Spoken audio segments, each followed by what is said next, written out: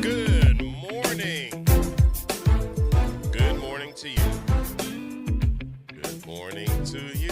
Good morning to you. With sunshiny faces or whatever the rest of that was. I can't remember. It was my brother, sister, and I used to sing this thing. Um, and then my sister, I think it was my sister would stand over folks in the morning as we were sleeping and go, "Wake up, little Rosebud." I think that was it. It was just as annoying as it sounds. Good morning. I'm Eddie Francis in for Will Sutton on the Good Morning Show. Happy Friday to you. It is the weekend, baby. This is my favorite time of the week, bar none, hands down, no questions asked. I love the weekend. Even if I don't have anything planned for the weekend, I love the weekend. The weekend is wonderful. The weekend for most of us, the weekend is a reset, and I cannot wait to reset. Um, we have a couple of things that we're going to be talking about on the show. In the 8 o'clock hour, we have our usual visits from New Orleans and Company and Liberty Bank. Can't wait for them. Also, we'll talk a little bit French Quarter Festival. Are you a French Quarter Fest guy, Jared? Do you go to French Quarter Fest? He has to think about it. He says, yeah, maybe sometimes. I haven't been to the French Quarter Festival, honestly, probably in about 3 or 4 years. So maybe it's time for a comeback. Maybe I'm just gonna go ahead and I'll see if I can gather up Dr. Leek Francis, my wife Alima. See if I can gather her up and we can do a little French Quarter Fest time this weekend. The weather for French Quarter Festival um, is going to be decent for the most part. I'm taking a look at NOLA.com, Damon Singleton's forecast. So today, what we are talking about, it is partly cloudy right now, 69 degrees. It feels good out there. It feels really good. And we are looking at a high of 84 today. So today you're talking about a good day for festival going. It's a good day. So if you want to get out to the French Quarter Festival today, then go ahead, get out there. Go catch some sun. And the 7-day forecast tomorrow, a low of 58, a high of 85. But we are expecting some rain on Sunday. As far as the rain is concerned, we are looking at a 65% chance of rain, according to Damon. And so this is good. You know, what you want to do is you want to get out there today, enjoy French Quarter Festival if you can. Get out tomorrow, enjoy it if you can. It's going to be a little bit warmer, but it's not going to be hot. But then on Sunday, you're going to have a high of 72, which, you know, if it's not raining, then you're talking about a good day. 72 degrees, man, that's really cool. But we have to see how much it's going to rain. When I get that piece of information, that piece of 411, I will get back to you. But it looks like the rain probably won't be around long. So maybe early morning rain. Yeah. So I'm cross-referencing my weather app with Damon's report on NOLA.com. And based on the weather app, it looks like the rain is going to be early in the morning, but then it's going to be cool on Sunday. And you'll be able to enjoy a pretty nice festival going day, hopefully. So we'll see how that works out. Excuse me. So I did something yesterday that was absolutely amazing and refreshing. And this may sound like a small thing. It may sound silly to you, but I took a nap yesterday. I don't take naps. I don't. My wife, on the other hand, is dedicated to naps. As a matter of fact, she follows Nap Ministry on social media. That's how serious this woman is about her naps. And when I tell you she is serious about her naps, she is serious about taking naps. Me, not so much. But yesterday I was wiped out and I had to take a nap. I mean, I got home from the Good Morning show, started doing some work, um had a couple of things that I had to take care of, and I'm sitting at my computer just going through stuff, trying to write things and trying to do some admin work, and my eyes they just couldn't stay open. So I went ahead and um I went ahead and I got crazy.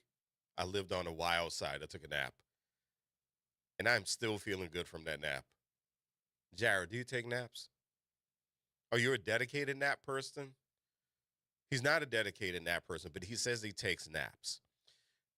This may sound silly, but actually, what I did was something that was really good for my brain. I gave my brain a rest. I gave my body a rest. And we don't rest enough. Now, when people hear that, there are some people when they hear that, we don't rest enough. They hear you're lazy. You just want to take advantage of an opportunity to do a whole bunch of nothing. But I'm going to say this for us as black folks. We work our butts off. We work hard, and our brains need to rest as much as possible. And I am one of those people who, for most of my life, I have always pushed myself hard, hard, hard, because that's the way I thought it was supposed to be done. I have always thought that the way it was supposed to be done is push really hard, push really hard, push really hard, um, and then and then just figure things out. And if I get too tired to do work, I would start thinking to myself, okay, I'm getting really lazy right now. And so for years, I just couldn't figure out why is it that my brain would just give out at a certain part of the day. Basically, it's because I'm human, and that's the way our brains work. But of course, because I have a very active brain due to ADHD, because of that, I have to really be intentional about giving my brain a rest. Now, of course, I thought that giving my brain a rest, especially as technology developed, I thought that meant getting on my smartphone. And as we started to get deeper into social media, I thought that meant taking social media quote unquote breaks. I've done this commentary, so you know my commentary about social media. And so that's what I thought. But little did I realize that what I was doing was I was aggravating my brain. And that's what a lot of us do. So whenever you get the opportunity, and again, I think this is something that we as black folks need to know. We do work hard. One of the things that I cannot stand it. I cannot stand people or stand it when people start this foolishness about black folks don't work hard. We work very hard. Okay, we work hard. And so, yes, we do deserve time to rest.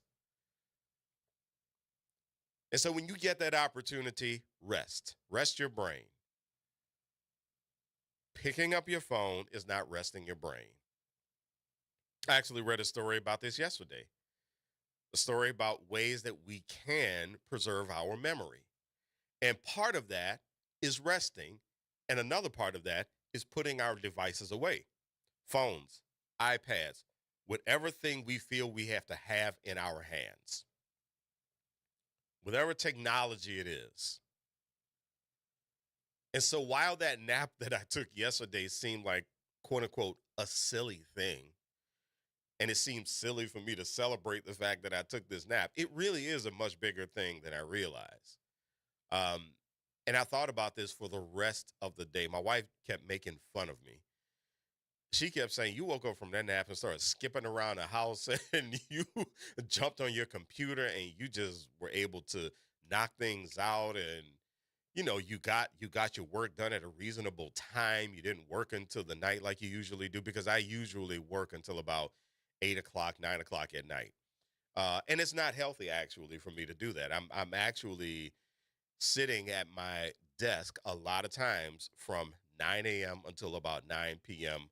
I get up to go to the restroom. I get up to take walks around the house. I get up to let the dog out and hang out with the dog for a little bit. I get up to have lunch and to get snacks. Um, and it's really not the healthiest practice.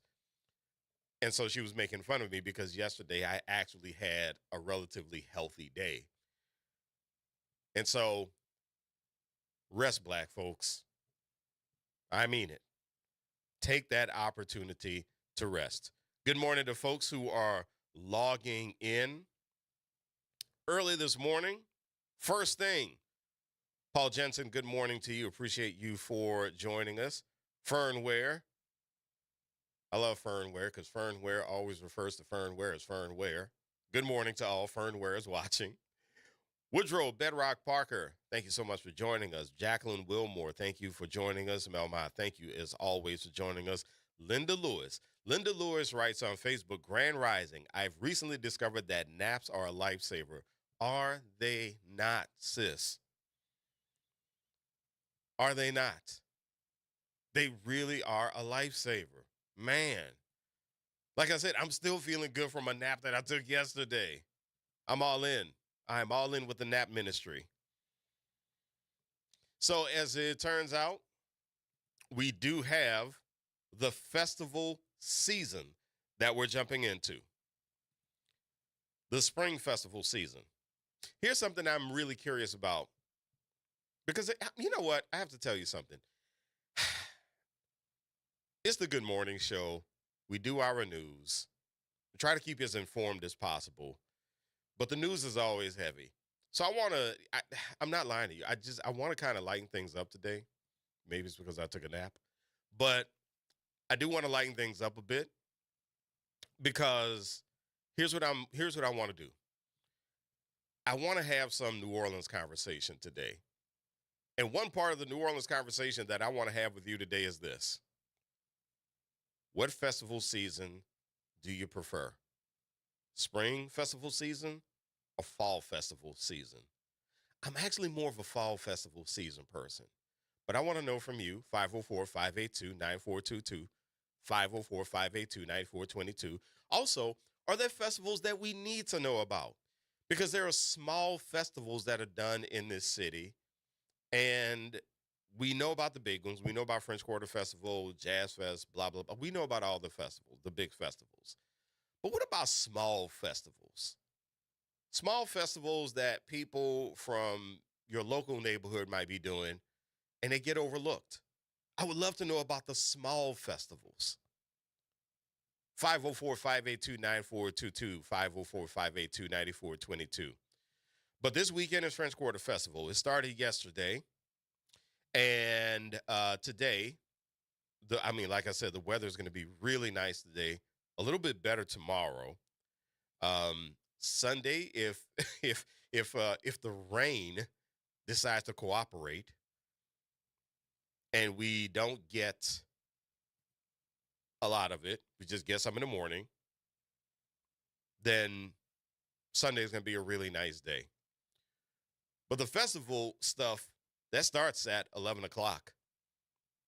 So if you want to get out there, here's who you can check out at 11 o'clock. 11:30, YPO presents Bo Dallas Jr. and the Wild Magnolias.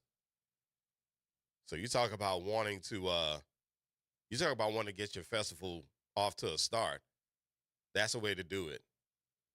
That is a way to do it. Okay, so there's another person at 11:15. I have never heard of this person. Tyler Twerk Thompson. You ever heard of Tyler Twerk Thompson, Jared? Okay, Jared hasn't heard of Tyler Twerk Johnson. Not a diss. I'm literally saying I've never heard of Tyler Twerk Johnson. Irvin Mayfield, he's on at 12:50 today. Let me see who we have. Who else we have here? The New Orleans Classic Jazz Orchestra is going to be on later on today. We also will have later on today. Let's see. We have, if you're in the Bonorama, they're going to be on later on today. And tonight, PJ Morton on at 6:40 tonight at the Abita Beer Stage. That's the WBOK. That is PJ's greatest hit yet.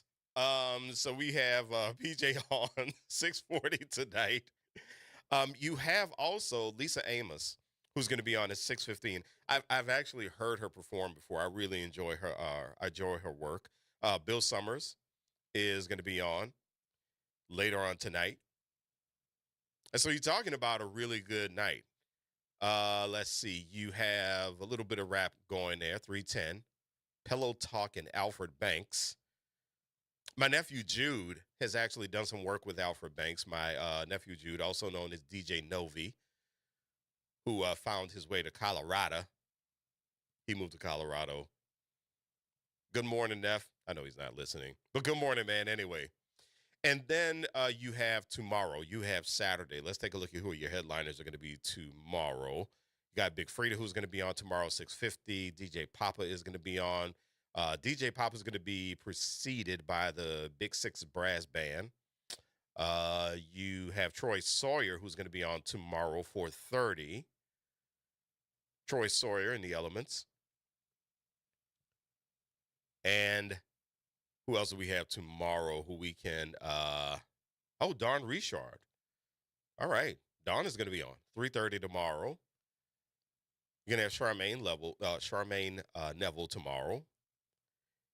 And also, man, I don't remember. I think this is one of the reasons I have not been to French Quarter Festival. This is not a criticism, but it has gotten so big. I remember when French Quarter Festival was a couple of stages in Jackson Square. So now it is all over the place. Which is, hey, listen, if that's your thing, that's your thing. Go for it. Go have a great time. Let's see. And you also have I'm looking across. Oh, by the way, if you do have recommendations, I will take recommendations too. If you want to let us know if there's anybody who you think would be really good, cool to check out. All right, let's jump to Sunday. Let's see what we got going Sunday. Who are your headliners on Sunday? Oh, okay. So the Coin Marching Band is going to perform on Sunday. They're going to perform at 4:30. You are going to also have Rockin' Doopsie. He's going to be at 6:40. Cyril Neville is going to be performing, helping close out on Sunday. Also, Delfeo Marcellus is going to be helping close out. Irma Thomas is going to be doing her thing. Okay. All right. My man, Antwiggity. Good morning, Antwiggity. My frat brother from Loyola. Good morning, sir. He's going to be performing. That brother's doing some work. That brother is doing some work. Bambulu 2000 is going to be performing on Sunday as well. So you really have, Anais St. John. Man, I haven't seen her perform in a while. So she's going to be performing on Sunday as well. So French Quarter Festival, if you want to get out there and have a good time, it looks like it's going to be a good time. Go enjoy the weather. Go enjoy the food. All right, so let me tell you this. Before you go out and you enjoy the food, manage your expectations with food, please. Okay? Jared, have you ever heard these people who go out to these festivals and then they get a po' boy at a festival and then they complain? It's a festival po' boy. You're not going to get the corner store po' boy. It ain't going to happen. You're going to get a festival po' boy. If you want a po' boy and you're going to the festival, manage your expectations and know that you will pay a certain amount for a festival po' boy. That is under 6 inches. Manage your expectations. It's a 4-inch, it's a festival po' boy, okay? So manage that. Relax. Okay? Just relax on it. Why should I do it, Eddie? Because you want to support your local businesses. That's it. Just support your local business. And it's a festival. So go have your little look. First of all, put your money together. All right, put your festival food money together, and then go out there and get your po' boy, get your festival po' boy, get your festival gumbo if you want to do that too. I know how we get. This gumbo just gonna make me mad. Okay. So don't depend on the one styrofoam bowls of gumbo, the one little party size of gumbo. Don't de- it's a little bit more than a cup. You know this is what you're getting at a festival. So make room. And here's another thing, and I always do this. Eat before I go to the festivals so that I won't be desperate for the food at the festivals and overspend. Haha. So that's what you want to do as well. Um, Let me see.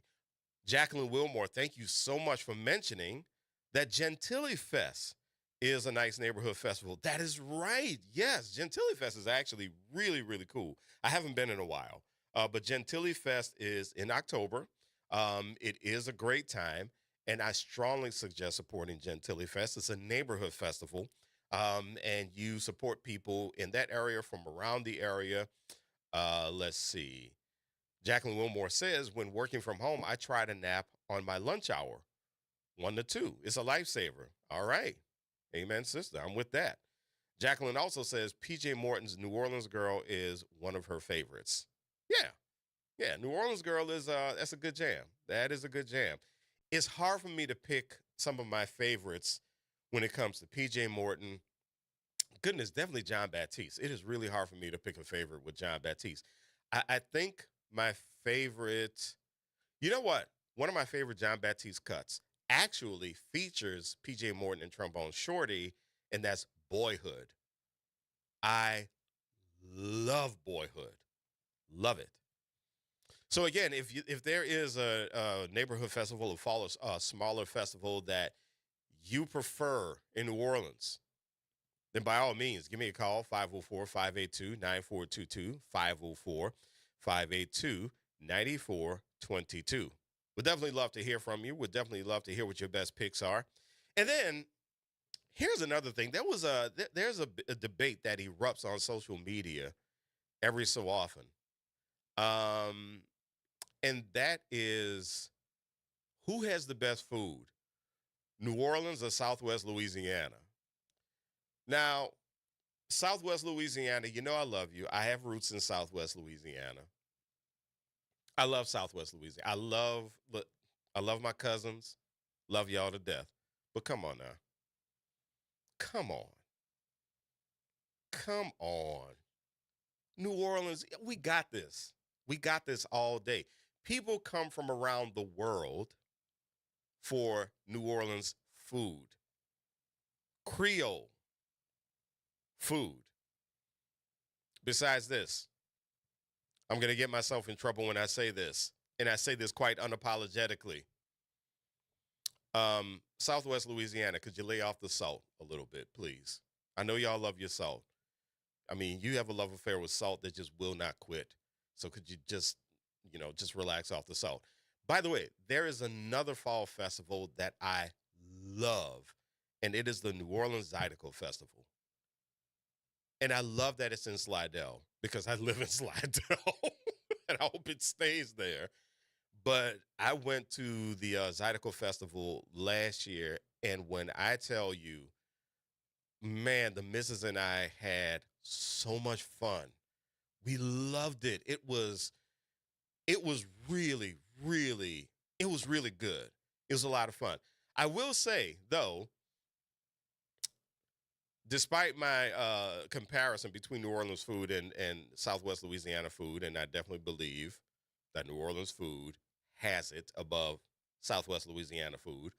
I love Southwest Louisiana food. I do love a good Southwest Louisiana gumbo. I love a good Southwest Louisiana jambalaya. I'm just saying that when it comes to food, New Orleans got this. But I will say this. This was my one thing about the New Orleans Zydeco Festival. I didn't see any boudin or anything like that.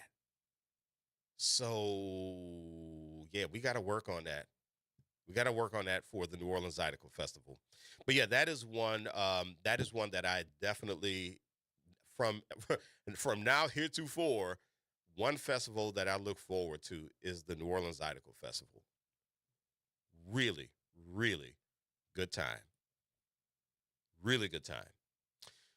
So again, the weather looks like it's going to be really good this weekend. If you want to go and check out um, if you want to go check out the festival, then go ahead and go ahead and check it out. Interesting piece. And again, like I said, I'm feeling kind of a light mood this morning. But interesting piece in the Advocate, Times Picayune on NOLA.com. Interesting piece about Louisiana salad dressing maker looking to produce the next ranch. The first batch of Kate and Richard Hanley salad dressing, about 2 dozen bottles, mixed by hand at their kitchen table, sold out in just a few hours at the Ristic Farmers Market in Baton Rouge. This is an article that was published this morning by Jonah Meadows on NOLA.com. And so they did a second batch of dressing. Even though they made twice as much, the next month, Richard Hanley had to quit his job at a New Orleans advertising firm and started making salad dressing full time. So now, 14 years later, Hanley's Foods holds the U.S. trademark on Sensation dressing, the garlic and Romano dressing that has been a Baton Rouge favorite since the 1950s. It sells dressing about 15,000 bottles and 1,000 food service pouches a month in about 2,000 groceries, including Rouse's, Walmart, and supplies dozens of hospitals with custom olive oil dressings. And so what they're looking to do is they're looking to take this to the next to the next level. Why am I reading this to you?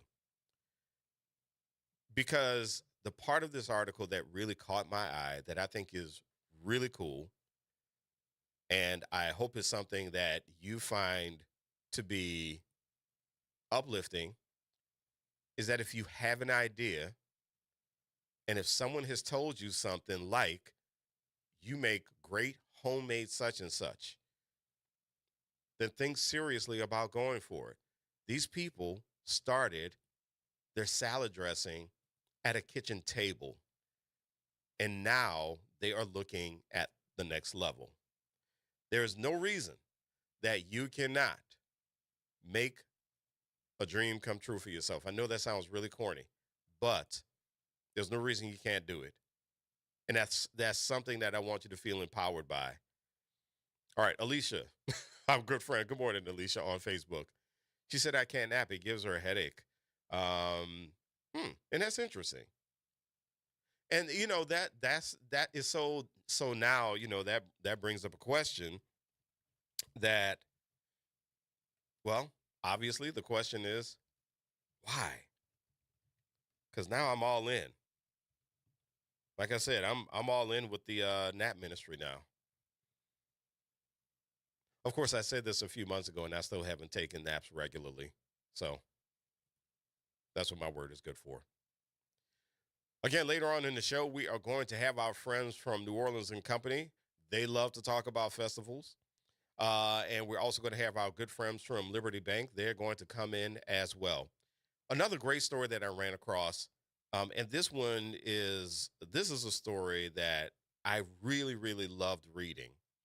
But there's a student at Nicholls State University who is doing groundbreaking work right now. This is a piece that was published on Nicholls State's website March 31st. But there's a student at Nicholls State by the name of Samia Alashri.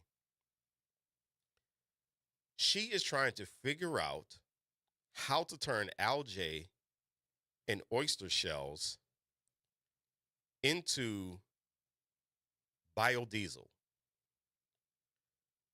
So Nicholls State has a chemistry research team, and they're testing local byproducts. So what they're doing is they're going into ditches, They're collecting algae, they're collecting oyster shells. They're pulverizing these oyster shells and they're trying to figure out how to turn it into biodiesel fuel. The reason that they're doing this is what's happening right now is people are trying to figure out fuel alternatives. And they presented the findings, at the American Chemistry Society Spring 2026 National Meeting in Atlanta. So the practical problem that they're trying to solve here down in Nickel State, down in Thibodaux, is while biodiesel is a cleaner alternative to gasoline, the problem is that it's too expensive to produce. And so what they did is they found a way to lower the costs by using what's already available. So they have algae, they have oyster shells.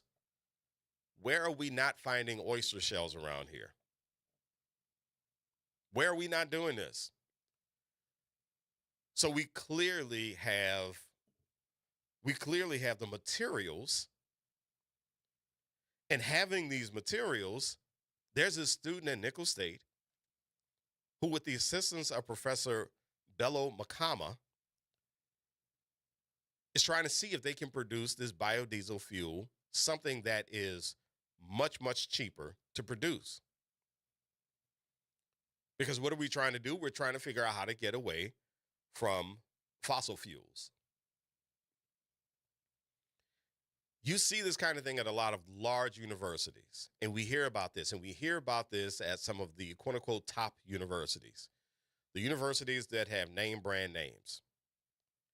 And yet here we go in our own backyard, a student at Nickel State with her professor digging in ditches, using what's already there to produce this fuel. I love this story because we keep saying and we keep questioning the value of higher education. And here's this student down in Thibodaux who is doing this work that honestly could be world changing. I would love for us to encourage our Black boys and Black girls to be this creative. I would love for us to do this. So Paul Jensen says, now we're going to have an oyster shell shortage. I don't know, Paul. I don't know, because this young lady was digging in one ditch. Okay. So I don't know. I'm not so sure we're going to have it. But here's the thing. The thing is that, and they did not, and Alicia makes a good point of the oysters still in the shell. They did not reveal that part of the story, whether or not the oysters are still in the shell. We have a lot of empty oyster shells just lying around in a lot of places. But we do have a lot of folks who are figuring out ways that they can use stuff that we already have and repurpose it for different things. One of the nonprofits that I donate to, and I don't donate cash, I donate resources, is Glass Half Full on Johnny Jackson there in the Ninth Ward. I mean, they pulverize this glass. They repurpose it for art. They repurpose it for coastal restoration. And I know that the pulverized glass is not the best, but it is something that works. And so being able to repurpose that stuff and just being able to figure out what to do with what we already have is, I think, the big point here. And this is something that we want to see our kids do. This is why programs such as STEM NOLA are so important. This is why. Shouts out. Good morning to Dr. Calvin Mackey. This is why programs like that are so, so important. But even more than that, I think the best thing about this is that you have someone who's using their creativity in a much different way. If you ever get the opportunity, look up a documentary called The Creative Brain. That is one of my favorite documentaries of all time because what this documentary talks about is the fact that we make a mistake of limiting creativity to artistic ventures or entertainment. We never think about creativity in terms of science. We hardly think about it in terms of business. But if you think about it, business people are very creative people. Education, educators are highly creative. That's why they're educators. And so these folks, this documentary takes a look at, they take a look at how the brain creates constantly. And think about it. When people are trying to get that next job, what do they put on their resumes? And what are they prepared to talk about in an interview? I'm a creative problem solver. And so that's what this story about what this young lady, this student at Nicholls State, that's what that story reminds me of. It reminds me of how the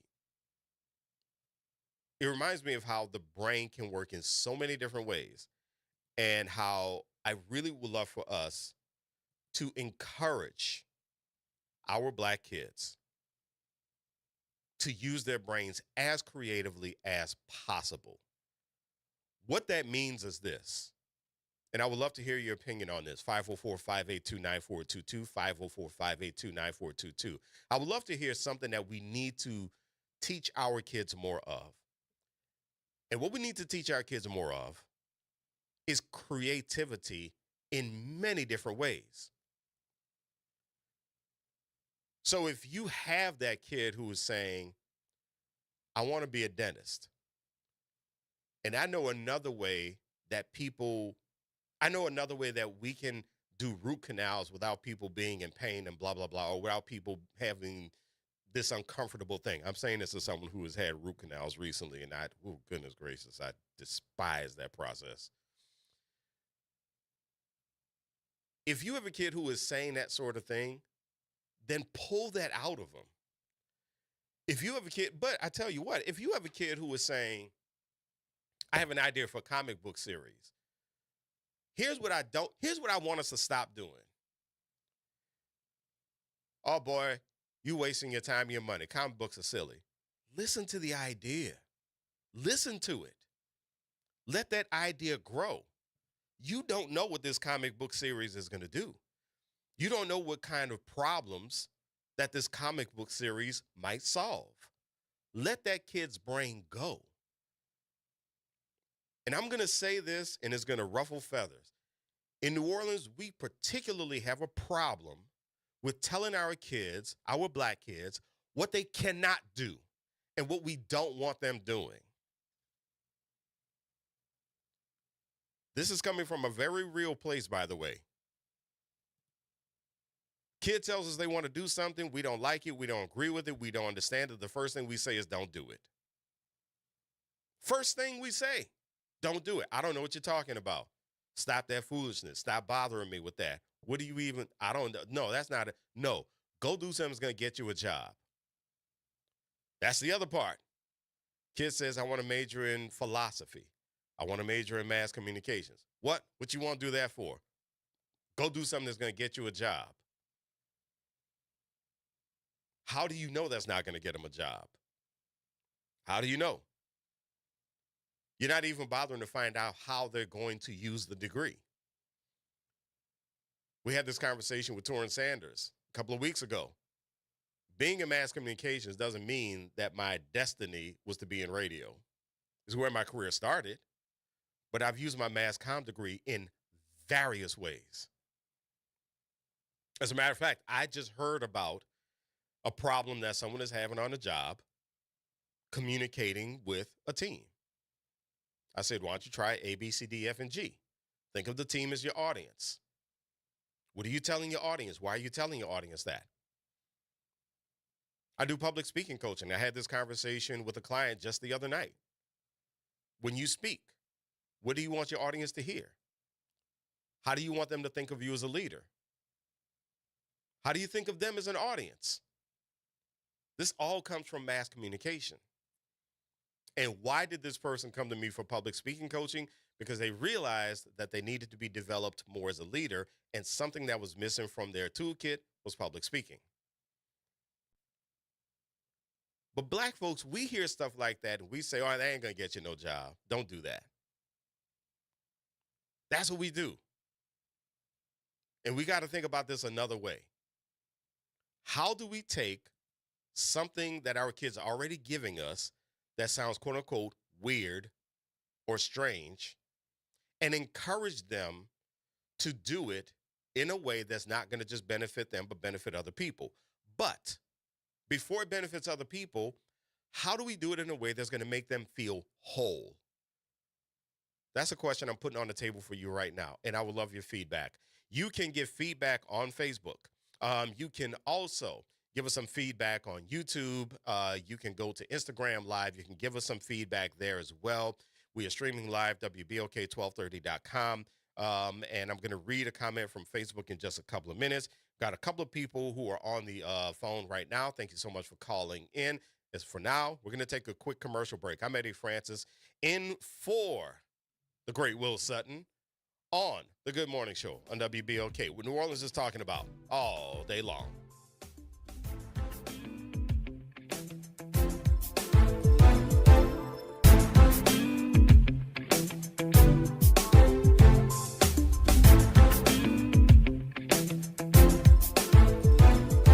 This is the Bloomberg Black Business Beat, brought to you by FidelityInvestments.com. McKissack & McKissack is the oldest minority-owned professional design and construction firm in the country. And chair of the board, Cheryl McKissack Daniel, wants to help share her family's story. She wrote a book titled The Black Family Who Built America, The McKissacks, 2 centuries of daring pioneers. And she says she wrote it in part to help retell the story of American history, which often doesn't include the contributions of Black Americans.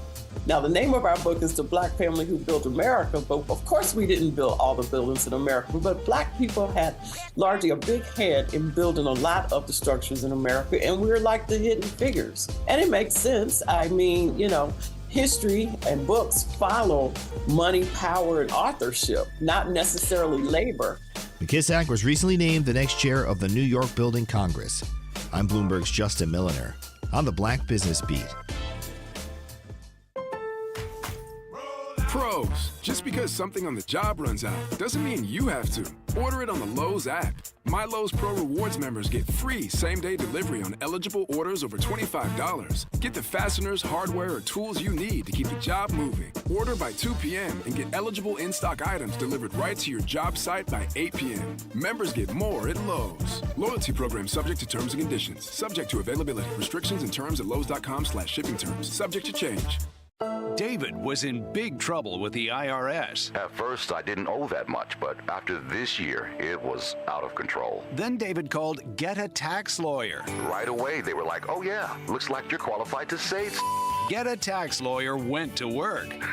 Should have called way sooner. Get a Tax Lawyer has helped thousands like David fight the IRS and get a fresh start. Call 800-745-3070. That's 800-745-3070. On Auto Trends with JeffCars.com, here's a snippet of some of what we cover. GPS pioneer Gladys West. We worked long hours computing trajectory orbits and satellite orbits, trying to get the data and everything correct enough. Auto analyst Mark Bland. 14 new vehicle deals that happen in this country out of every 100 that women don't have a fingerprint on. To tune in, check out Auto Trends with JeffCars.com, Saturdays at 4 p.m. on WBOK, what New Orleans is talking about.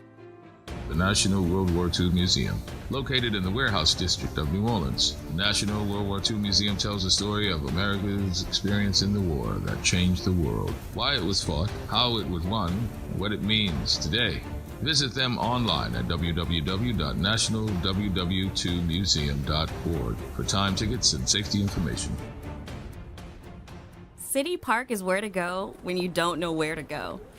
Turn towards the city center and start walking. Before long, you'll end up where you belong, at the heart of the city, New Orleans City Park. Stroll along the Reeded Marsh, wander through the Sculpture Garden, Rest and recharge beneath ancient oak trees. This is where your spirit goes to grow. It's in our nature to yearn for nature. NewOrleansCityPark.org, heart of the city. This is Jaden Simone, host of Uncomfortable Situations. Join us on May 9th every Saturday. Tune in from 5 to 6 for conversations that keep you uncomfortable. Transform your bathroom with the beautiful quality of Bath Planet. As a trusted leader in bathroom renovation, Bath Planet has earned the Good Housekeeping seal, a symbol of quality and consumer confidence for over 100 years. Get half off installation or 18 months with no interest and no payments. Whether it's tub replacement, a shower replacement, or a tub-to-shower conversion, Bath Planet makes your custom bath fast, easy, and affordable. Here's how it works. 1. Call to schedule your free, no-obligation consultation. 2. Our design experts come to you with real samples to customize your dream bath.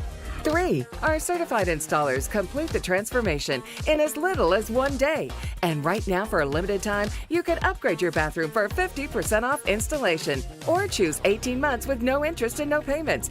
But you need to call now. This special offer is only available by calling 800-981-8177. That's 800-981-8177. Call 800-981-8177 right now before the offer ends. Greetings and salutations. I am Edward B. Coulon Smith, chairman of the board of the New Orleans Regional Black Chamber of Commerce. We'd like to invite you to tune in every Wednesday at 12 noon on WBOK to listen in on Black to Business and be a part of the movement that's going on. Thank you.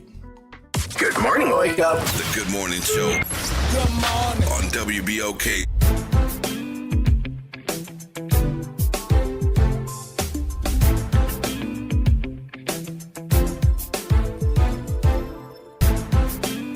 Good morning. Welcome back to the Good Morning Show. Eddie Francis in for Will Sutton. Hope you're having a pleasant Friday morning. Go out there and enjoy some of this weather, man. It's going to be a nice day today. Nice. Paul Jensen said, when I mentored kids in limnology, I told them their future was in algae, not swimming with dolphins. Thank you, Paul. And I want to thank you so much for giving me a word that I had to look up. Limnology, the scientific study of inland aquatic ecosystems, including lakes, rivers, streams, ponds, and wetlands, encompassing their physical, chemical, biological, and hydrological properties. I am now wiser. Good morning this morning, too. Papa Baptiste is on the line with us this morning. Good morning. How are you, sir? Come on, say bye, Miss Shear. Come on, say bye. I appreciate you and my man, Will. I know y'all taking care of business, getting out the information. So I'm going to give y'all a little information. Today, my son Jamal Baptiste is going to be performing with Urban Mayfield in the French Quarter Fest. Tomorrow, Saturday, my son Ryan Baptiste, 1250, is going to be performing. Ryan Shagadelic Baptiste. All right. And also me, Senior David Baptiste, I'll be in the heart of the state. I'll be in Alexandria doing the big cultural arts festival with my son Damon Baptiste. All right. That is cool. Yeah, well, God is great, man. And also, y'all, I know everybody just saw my little nephew is going to be doing this $1 billion score with Michael B. Jordan.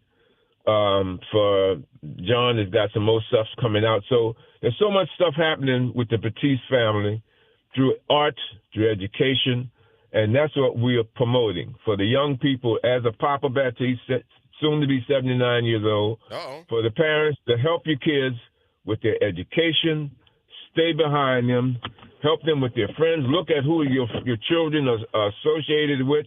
That's something I always did as a father for my daughters and my son. Make sure their surroundings and the friends that would be coming in your door. Hey, Dad, this is my friend Tom. Both of us go to NOCA. Okay. And we're studying, that kind of stuff. So I've always looked out for parents.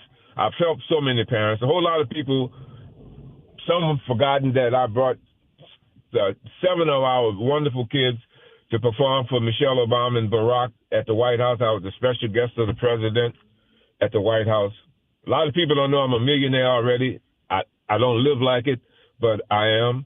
And I love the surroundings of the hustle of the New Orleans musicians because we've been put in we come out into an oppressive environment where you have to get off your bus from work, walk through a neighborhood, a white neighborhood, like the Americans tried to get through Cambodia or Vietnam, and they're looking for you. That's how it was for me getting off and trying to get home from work at night. And I had to live through that and still try and play music and raise my family that they were trying to stop me from raising my family through complete racism. So through faith in God, I'm here today to say that I love our city.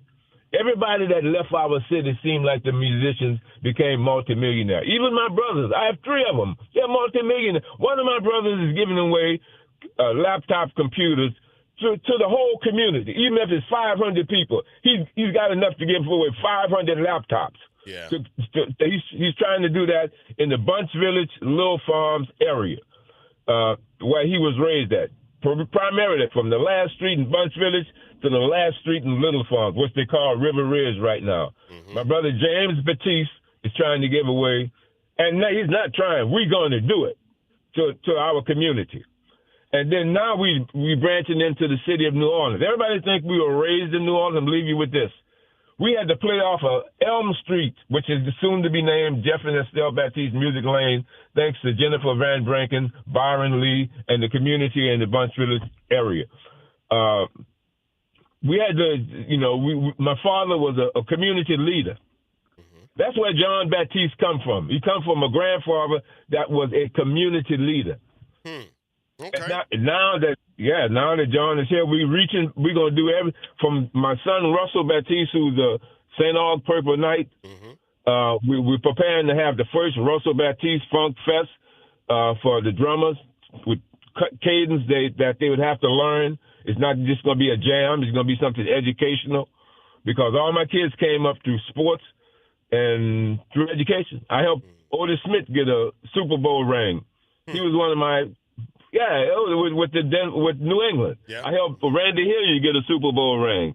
Cause all of them, I was their coach. I was their football coach. The people in Bunch Village and Little Farms, they would send them, because I was a football star. I helped the community win their first championship at Ralph J. Bunch Junior High, the first African-American junior high school. We had to play high school B teams because there weren't any other black junior high schools in Jefferson Parish. Wow. We had to go far as Baton Rouge, far as St. Tammany Parish, across the lake to play schools. So keep your kids, see who's around your children. And as I say, I love WBOK. I've been in love with WBOK since it was on Baron Street, money. All right. Well, thank you so much, Pop. Appreciate you. You have a great day. Thank you so much. And it's always good to get that kind of history. That was stuff I did not know, honestly. And so thank you, Papa Batiste, and thank you to the Batiste family for being, and I mean this, for being such great representatives of New Orleans. They always have been. So there is this thing that's happening, and I think I might have told you about this a few weeks ago, but there are a couple of things I want to run by you really quickly, a couple of interesting stories. One is from HRDive.com. There is a new thing happening right now. And it's not new. It's a new name for an old practice. It's called job hugging. This is something that was published February 23rd by Carolyn Colvin. And job hugging is a trend where employees cling to their jobs, and we just call it staying at work. But job hugging is now the name for it. And the reason that this is happening because of the because of the volatility of the job market right now. And people are just hanging on to their jobs. The problem is that it's not loyalty. It's people hanging on to their jobs because they're anxious, they're afraid. But the problem is that they're hanging on to the jobs and in the process, probably not being the most productive people. The reason I bring that up is there is a piece I ran across in the Daily Voice, dailyvoice.com out of New York City, that says the best bosses stand out through these key traits. If you have folks who are going to stay on the job, I think the first thing is this: understand the volatility of the job market. and realize that this job hugging, as it is now called, is happening because people need security. They need financial security. I know this as a solopreneur. So, Joe Lombardi wrote this back last week. Last week he wrote this. And according to findings published by the Harvard Business Review by researcher Sidney Finkelstein, standout leaders focus less on processes and more on people. Now, you've probably heard me say this before, that I view leadership as a people-centered process, shaping environments where employees feel valued, motivated, supported, and capable of succeeding. So in this environment, especially if you are a supervisor or a manager of any sort, here are the traits that are making bosses much more productive, and they are doing things well so that not only are they being productive on the job, not only are they doing productivity, not only are they profiting, but at the same time, the people who work under them feel valued. And one of the biggest things is approaching people as individuals. Don't treat everybody like a single unit. Well, so-and-so is doing it, you should be able to do it too. People work differently. So what leaders do is they tailor their approach to each employee, taking time to understand what drives performance and engagement. Another key trait for these productive bosses who can both drive profit and create a safe space for their employees is they connect to people looking at a larger purpose. The research highlights that great bosses go big on meaning. They focus on the meaning of the work, helping employees to see how their efforts contribute to a broader goal, while also setting ambitious expectations. Now, what that means to me is that, yes, excuse me, you go ahead and you give this meaning, you paint this big picture. You make someone feel valuable, but at the same time, you do hold them accountable. So the way that I was able to do this in my last role as a leader is I used the performance review process. As a matter of fact, we had required annual reviews, but I actually did 2 reviews per year. And all I wanted to do was to keep the team on track and see where everybody was. I didn't use reviews to beat people over the head and tell them that they were awful at their jobs. I didn't use it to tell folks, this is what you're doing wrong. I actually used reviews as a checkpoint to see what we could do better. And I'll tell you what really made my team look at me crazy. At the end of the performance reviews, I asked everyone, how can I be a better teammate to you? Yes, I was their boss. I was the one who put the timesheets in, but I wanted to know how I could be better for them, because to me, it was about the big picture. They thought something was wrong with me when I asked that question. And then here is the other thing. Giving honest feedback. So don't rely on the annual reviews. And this is something I would change. If I get another team, this is something I would definitely change. Don't rely on the annual reviews, but to give feedback along the way. Now, I did try to do this I did do it. I did it with, I did it by meeting with people one-on-one every other week and just doing check-ins and giving them feedback along the way. So I should give myself more credit. Another defining habit for highly productive bosses. This one is really complicated. This one is really hard. You're not going to believe it when I say it. Listening. Listening to folks. I know, crazy idea, isn't it? Actually listening to people. You can get a lot done. You can be the bottom line. And you can make sure you have a productive team that is fulfilled in their work by listening to them. And then empowerment. That is another way to get it done. Give employees ownership of their roles. Encourage them to experiment in their roles. The article says these leaders foster confidence and innovation while shielding their teams from unnecessary internal pressures. So there you have it. You have folks who are just hanging on to the jobs right now for dear life. So now what you have to do is you have to figure out how to do two things at one time. Both things can be true.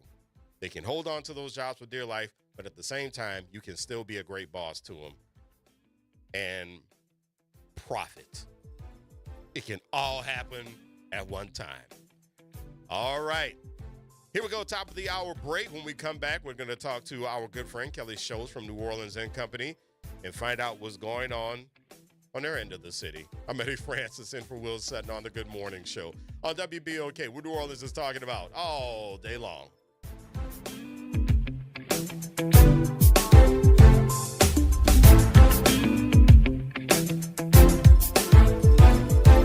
WBOK New Orleans, home of the Good Morning Show, 7 to 9 a.m. weekdays. I'm Bree Wood with BIN News Now. A jury has reached a verdict in the federal antitrust case against Live Nation and Ticketmaster. The jury found Live Nation acted as an illegal monopoly. Plaintiff's attorney Jeffrey Kessler says it's a great day for antitrust law. It's a great day for consumers and fans, and it's a great day for the 34 states and District of Columbia who I've been honored to work for on this matter. Live Nation plans to challenge the ruling. It's been more than 26 years since Asha Degree, a black girl, vanished from her North Carolina home at just 10 years old. Now her family is renewing their push for answers, increasing the reward to $100,000 for information about her disappearance. And Lil Jon is opening up about fame and loss in his first memoir. I Only Shout So You Can Hear Me traces his life story, including the death of his son, Nathan Smith, and will be released October 20th. Get BIN News Now on demand 24/7 on the iHeartRadio app. Good morning, wake up. The Good Morning Show. Good morning. On WBOK.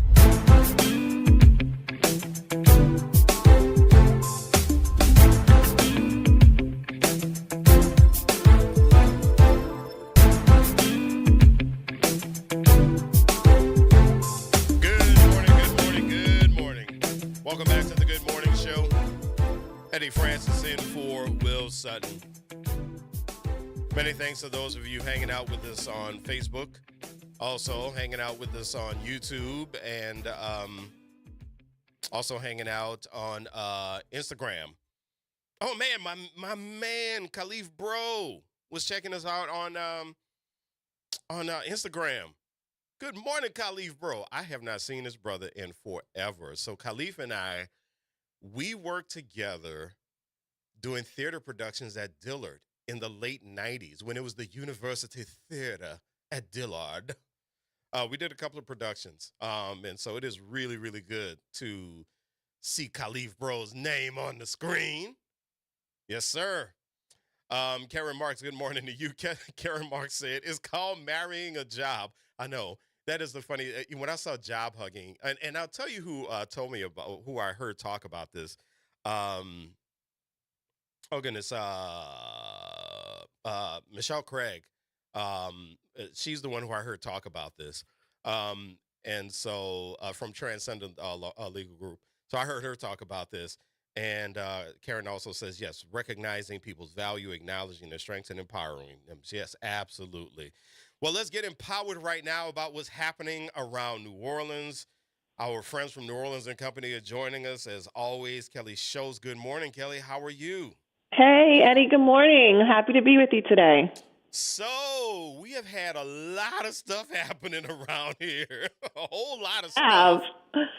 Man, so I know, every time we talk, it's like there's a lot of good news happening and a lot of things that we should be really proud of as New Orleanians. I mean, we've got a lot of great momentum for the spring, and we started back this year with tourism. We had a fantastic Mardi Gras season. We, did Rockin' 1000, the big rock concert from people all over the world came together for the first time in the U.S. We had that in January. Of course, a great All-State Sugar Bowl. This spring, like we've talked about, it's been some pretty big weekends. I mean, we had Savannah Bananas, Super Sunday, the Book Fest. That was all in one weekend.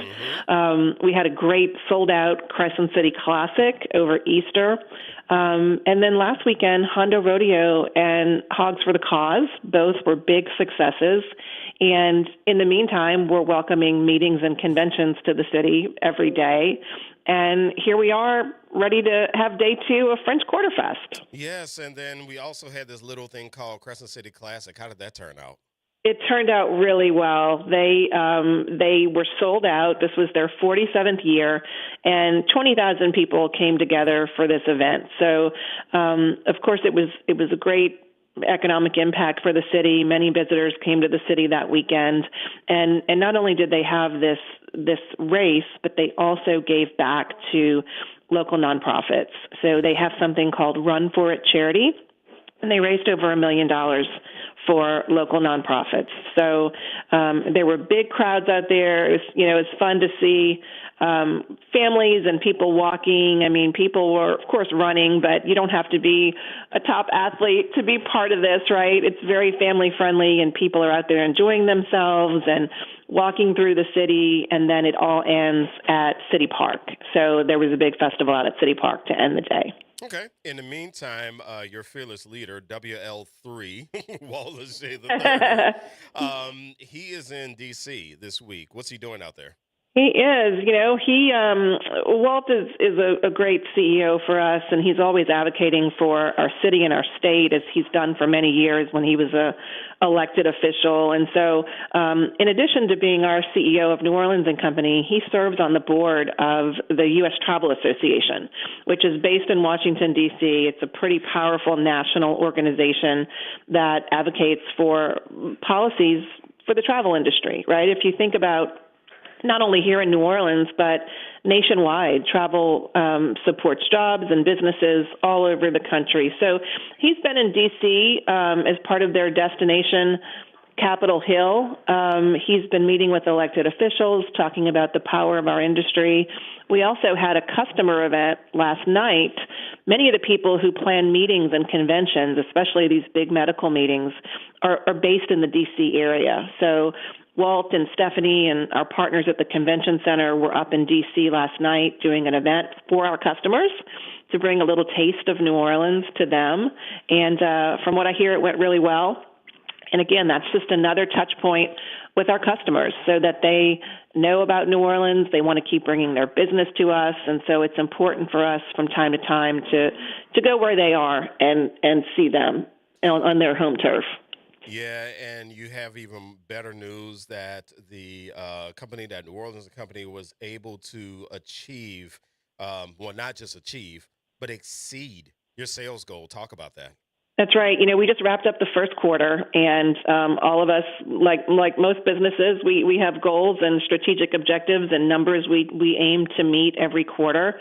In the case of our convention sales team, they are measured on the number of hotel room nights that they book. And for the first quarter, they booked 388,000 hotel room nights, which means when people are in hotels, they're coming here for conventions, they're going to our restaurants, they're going to shops and music clubs and taking tours and exploring the different neighborhoods. So, for a group of about 30 people in 3 months to book 388,000 hotel rooms, that's pretty impressive if you think about it.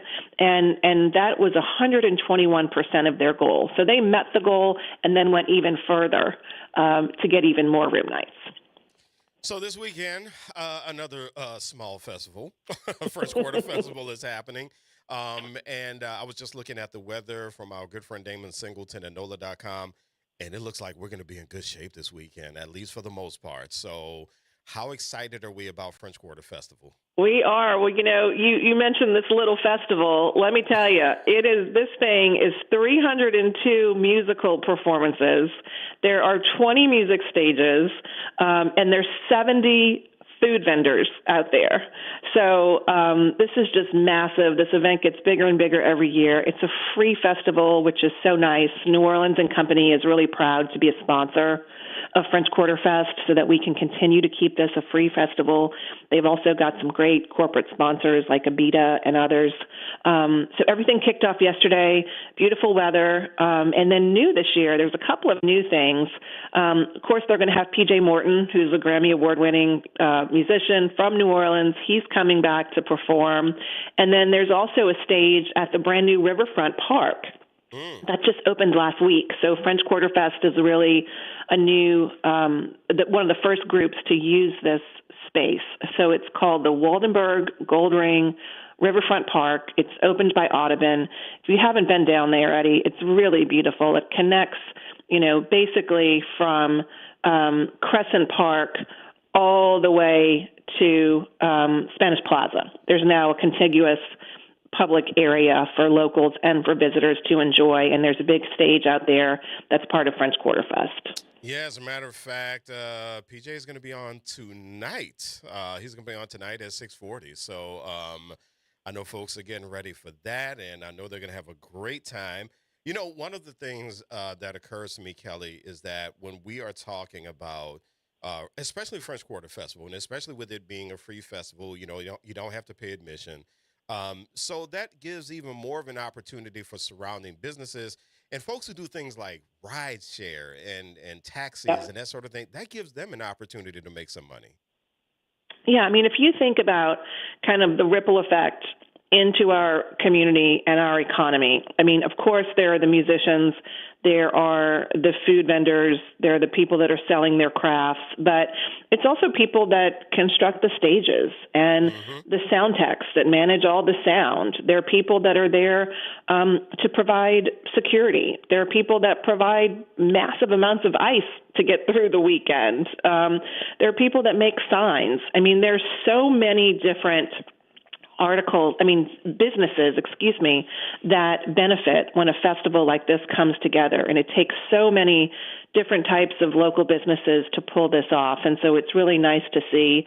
NOLA.com did a nice article on that this week about the many different businesses, not only for French Quarter Fest, but Jazz Fest and everything that we do here in New Orleans. And that's why we work so hard to keep these festivals and events strong and keep the visitors coming, because it really does provide jobs and livelihoods and opportunity for all of us who live and work here.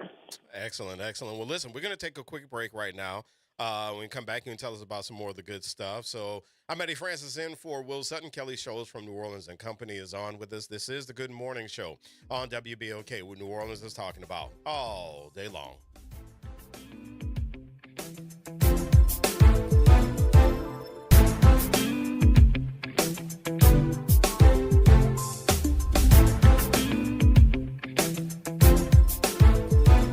This is your news update for WBOK from WDSU. For all your news and weather, watch WDSU News, New Orleans' leader in live, local, late-breaking news. Today at noon and 4 p.m. Friday morning, I'm Daryl Forges with WDSU News, and here's your headlines. A New Orleans police officer is recovering this morning after a crash in Algiers. NOPD says this all unfolded around 6 o'clock last night at Woodland Drive and MacArthur Boulevard. The NOPD says the officer is in stable and condition and being treated at a hospital. No word on the other driver involved in that crash. State police in New Orleans uncovered drugs and guns during a traffic stop in the Treme area. Troopers pulled over a driver at Orleans Avenue and North Rocheblave Street for having a fake temporary tag. That's when they allegedly discovered marijuana, meth, oxycodone, several other drugs, and a gun. Troopers reportedly found another gun and more drugs at the driver's home. The driver was arrested and faces several charges. The city is slashing travel spending as it grapples with a cash crisis. Chief Administrative Officer Joe Geruso says the city cut travel spending by 90% for the first quarter of the year compared to last year. He says they save money by limiting travel by the mayor's office, with the exception of cases like mandatory training requirements. The city says it spent $7,800 this year compared to $88,000 in the same period last year. And day 2 of French Quarter Fest gets underway today. It features 1,700 artists, 20 stages, dozens of food vendors, and so much more. On day one, local bands and beautiful weather brought in some huge crowds. And again, everything picks back up, of course, on this Friday. I'm Daryl Forges, and that's your headlines for WBOK. Have a great day and a fantastic weekend. City Park is where to go when you don't know where to go. Turn towards the city center and start walking.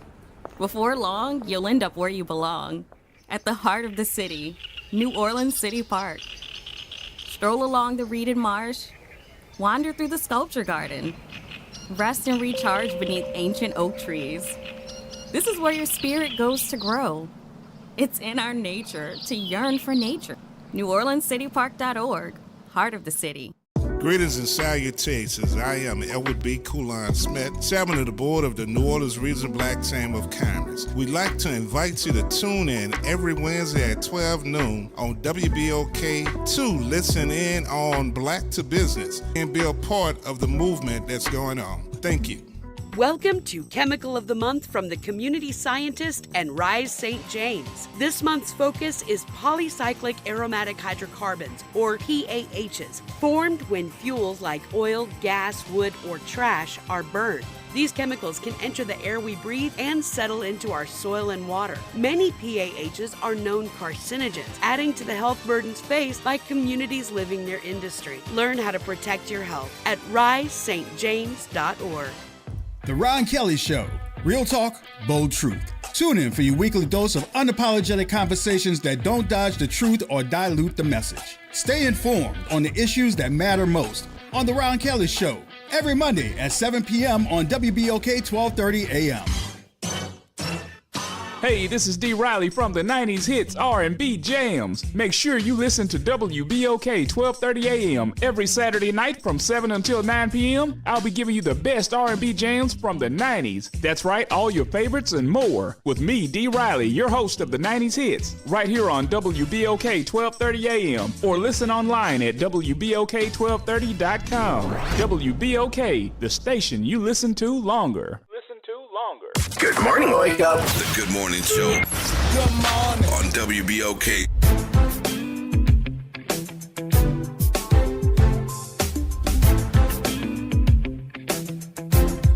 Good morning, and welcome back to the Good Morning Show. Eddie Francis in for Will Sutton.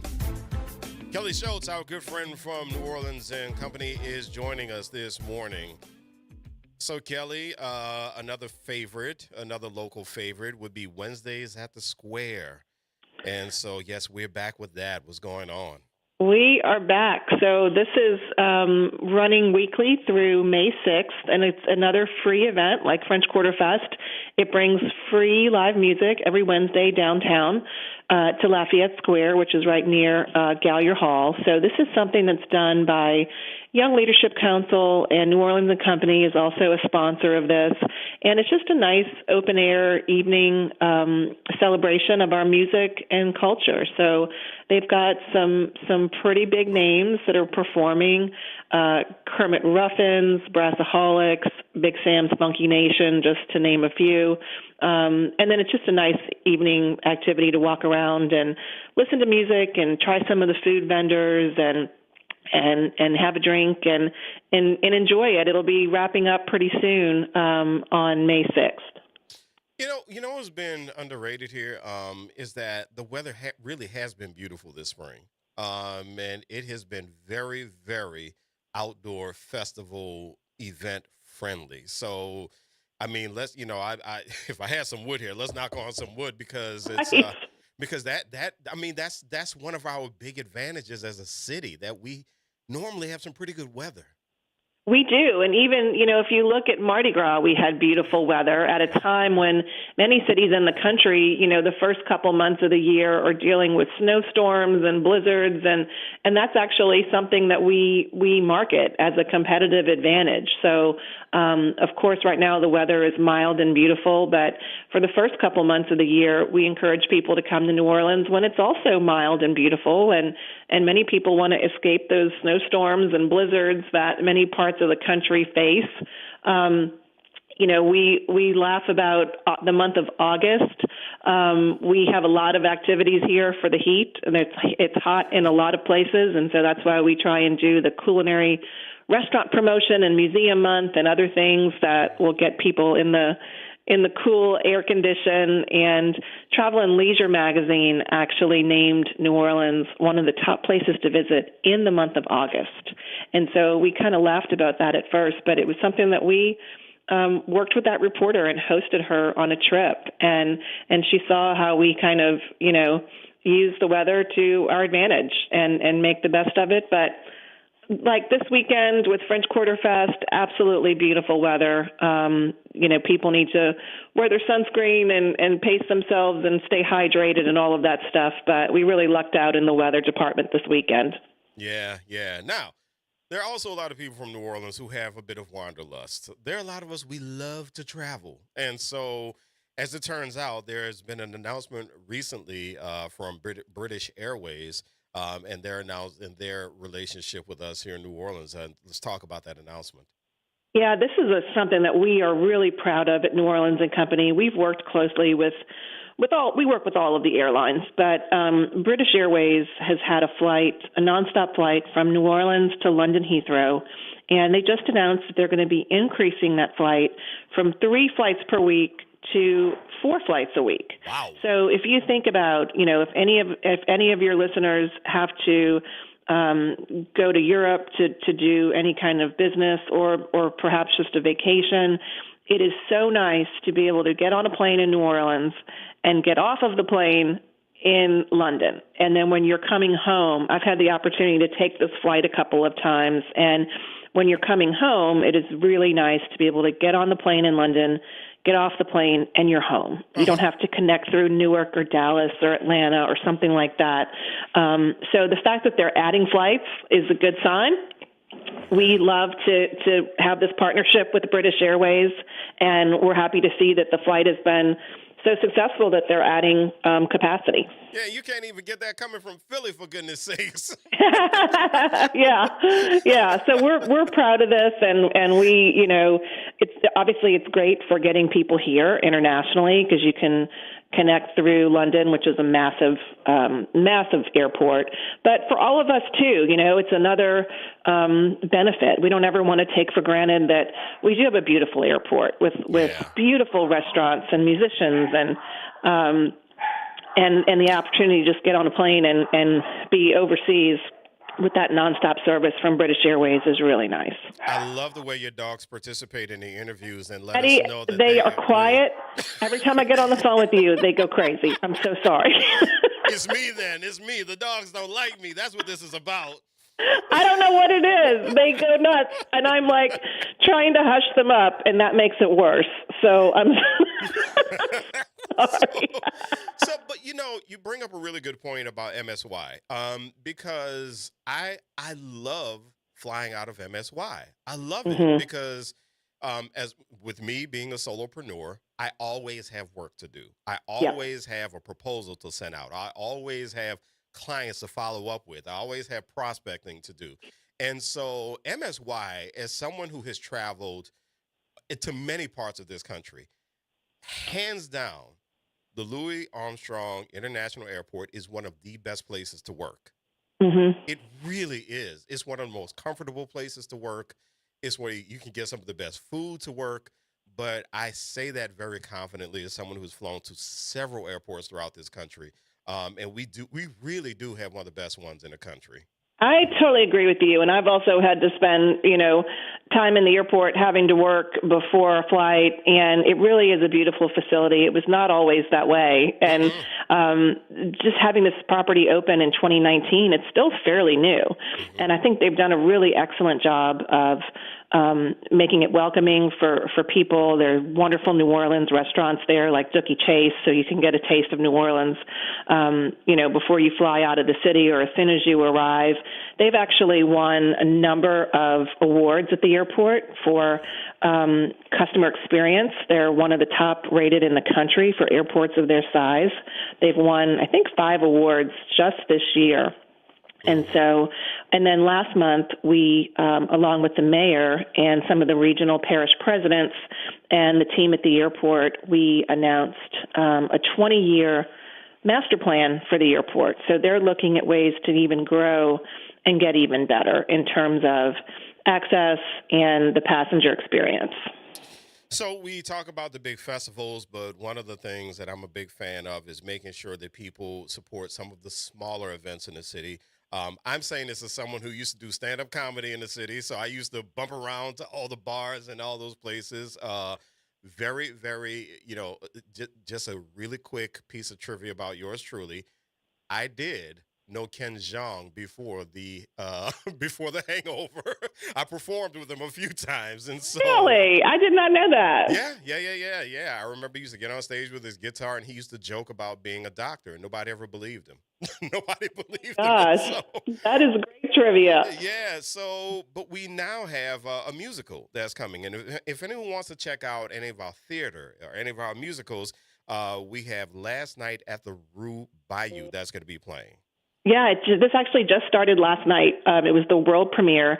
So it's a new musical. It's called Last Night at the Rue Bayou, and it's a musical that takes place at it's set in Storyville Music Hall, and it's taking place near the French Market at the old Margaritaville restaurant. That's where this is taking place. And so it's an all-local company of New Orleans musicians and performers.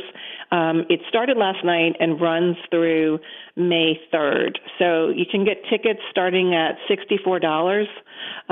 You can go to ruebayoumusical.com or neworleans.com for tickets.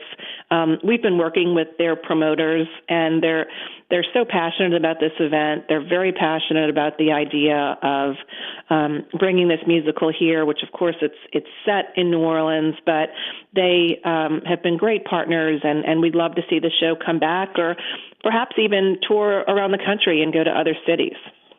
Yeah, and actually, I just thought about this. A friend of mine's daughter is in that musical, so yeah, this is really cool. Let's go ahead and let's end this thing strong, Kelly, and let's talk about awards and accolades. I love to talk about the accolades. So, talk about something that you're very proud of that we've earned lately. Well, one of the newer things, the Washington Post just named New Orleans one of the 7 most walkable cities where you don't need a car to have fun. So everyone's talking about gas prices and how that's going to affect travel. And we were really proud to see the Washington Post name us and highlight what we all know, which is what a walkable city we are. So people can easily get around on foot or on bike. And so Washington Post highlighted that along with some other top U.S. cities. And then also Food and Wine magazine just named New Orleans number 4 on the list of top 10 U.S. cities for food and drinks. So, that may seem obvious, but they picked some other really great cities. And so we were happy to make the list. And travelers really do look at those awards and factor that into their decisions on where they're going to go. So those were just 2 positive developments in the past couple weeks. All right, good enough. Well, Kelly, thank you so much for joining us. Kelly Schultz, New Orleans and Company, joining us as usual. We appreciate you. Make sure you have a great weekend. Get some sun, okay? Thanks, Eddie. You too. Next time I'm going to lock up my dogs before I call you. Yeah, that's not going to help. Thanks a lot. All right, we're going to be back with our good friends from Liberty Bank in just a little bit. I'm Eddie Francis in for Will Sutton on the Good Morning Show on WBOK. What New Orleans is talking about all day long.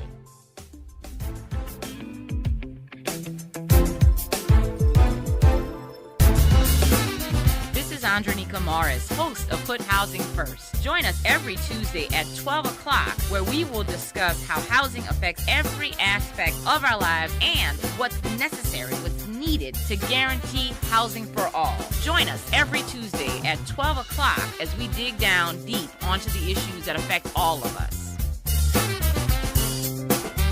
Join the New Orleans Jazz and Heritage Foundation as it brings the island vibes of Jamaica to Generations Hall at the 2026 Jazz and Heritage Gala on Wednesday, April 22nd from 7 till 10 p.m. One love, one music, one people presents an electric evening supporting music, education with iconic performances by the Wailers featuring Julia Marley, Big Sam's Funky Nation, and the Don, Moose Jameson's Heritage School of Music All-Stars featuring Deacon John. Visit jazzandheritagegala.com for more information.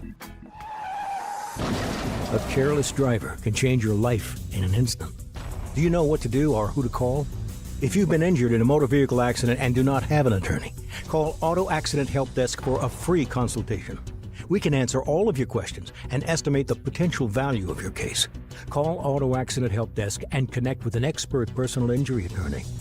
Call 800-269-4524. 800-269-4524. Don't worry how to handle your medical bills, lost wages, and pain. We will get you the money you deserve. They got me way more than the insurance company offered. The consultation is free, and you do not pay any legal fees unless we win or settle your case. Make the smart call. If you've been injured in an auto accident, call Auto Accident Help Desk for a free legal consultation. Call 800-269-4524. 800-269-4524. 800-269-4524. Hey everybody, it's Graylin Bryant Banks and Kimber White Dupree from the front porch. Some combos are too good to miss. Now you can pull up a chair to the front porch anytime. Just search WBOK Media and subscribe to the Front Porch Podcast. Download, share, and hit us with a 5-star rating because New Orleans culture deserves to be heard loud and clear. This is The Law in Your Legacy. I'm attorney Pete Hamilton. I'm attorney Ryan Hamilton. When it comes to family planning, should you go with a will or a trust? A will is like leaving instructions to the court. It tells them who gets what, but your family still has to go through a succession, which can be costly and time-consuming. A trust, on the other hand, avoids court altogether. So when the time comes, everything transfers smoothly to your loved ones. It's a little more work up front, but way less hassle and expense later. Plan smart, save time, and take care of your family. This is not legal advice. That's just a tip brought to you by Liberty Bank and Trust. For more information, go to libertybank.net or contact us at 504-915-5016. Good morning, wake up. The Good Morning Show. Good morning. On WBOK.